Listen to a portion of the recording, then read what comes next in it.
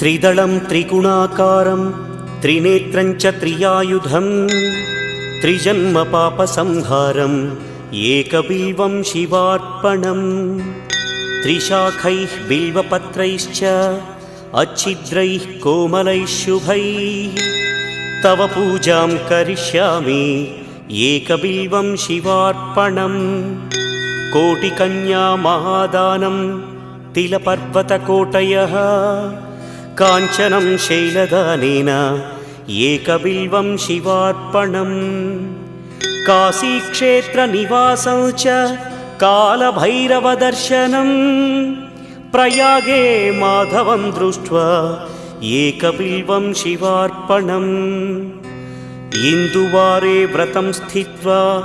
निराहारो महेश्वर नक्तं हौष्यामि देवेश एक